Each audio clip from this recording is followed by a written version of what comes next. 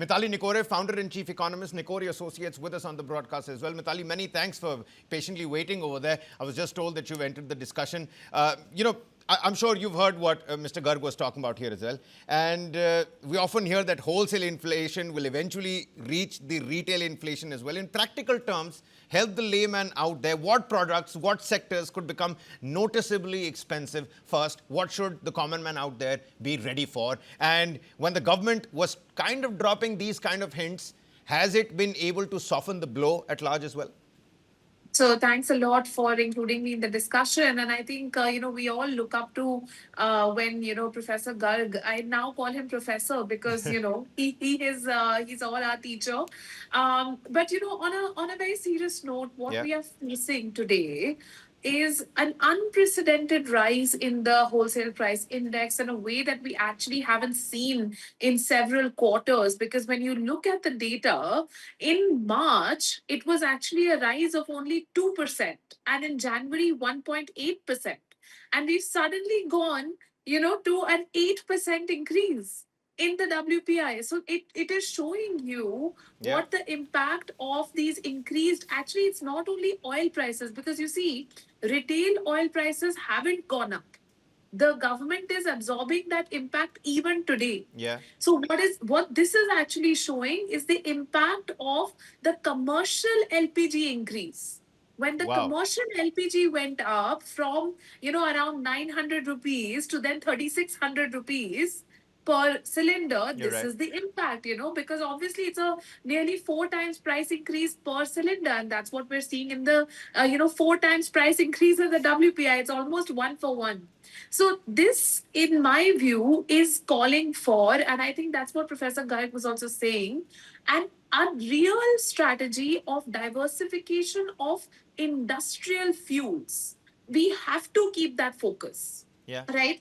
Let's not talk about. So I know you talked about 4 or 5 points at what people should do, Yeah. and one of those points was to stock up. But if we advise people to stock up, we might actually see situations of panic buying. And Yeah. at this point in time, I just want to say fuel costs are still being kept constant, and fuel costs only account for 6% of the consumer price inflation index, while they account for nearly 8% of the WPI.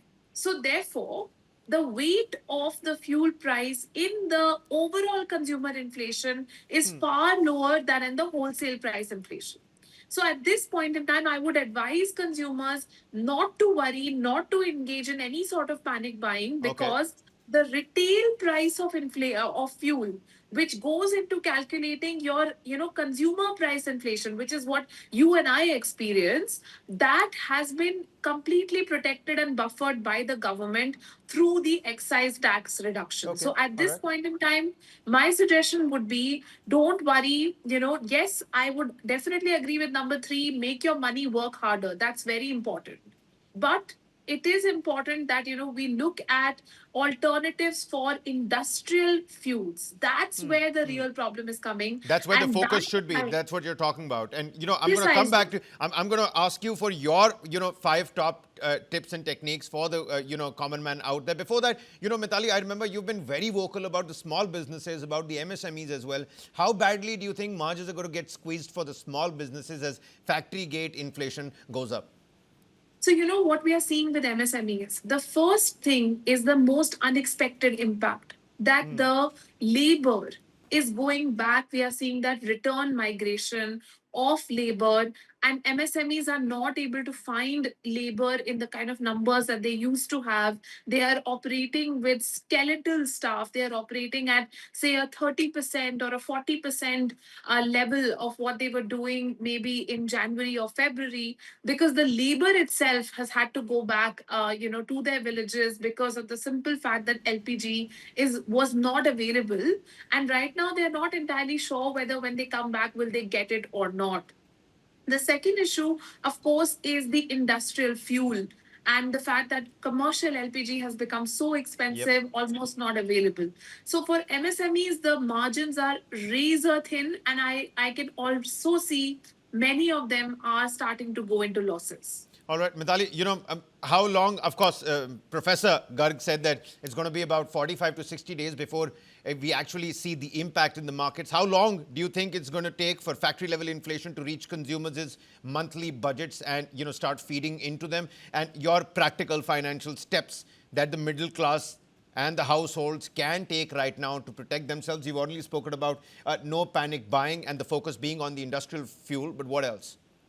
So I think that we have a window of about a month before this starts hitting our pockets, right? We have that window. And in this window, there's a lot that can be done. We can see that the government can really come in on a war footing because this is a war after all, and bring in more and more financing for adoption of electric vehicles, bring in more and more financing for adoption of renewable energy solutions. We have distributed power plant technology which is available. We have dimethyl ether which is available, which can be used as an industrial fuel. We have more ethanol blending that those decisions can be taken.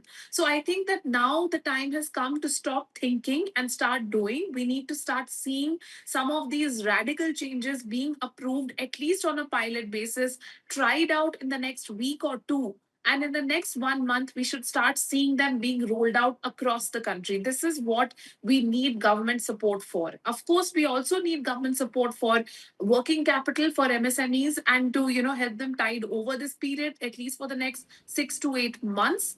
But we really need the government to now focus on these structural reforms, because these structural reforms is what will save us from that WPI converting into a higher CPI. Before we let you go, Mithali, we do need to focus on the interest rates as well. The RBI has tried to balance growth and the inflation quite carefully as well. Do you think this data now reduces the chances of rate cuts or cheaper loans anytime soon? Yeah, cheaper loans are, I think, out of the question. Okay. But I think the fear I have is if the interest rates are increased and if monetary solutions are applied to what are completely structural economic problems, we are going to be in a mess, because even the cost of borrowing is going to then increase for the government, right? And the government has to spend at this time. There's no option but to incur that fiscal deficit. So it is also a double-edged sword to increase the interest rate.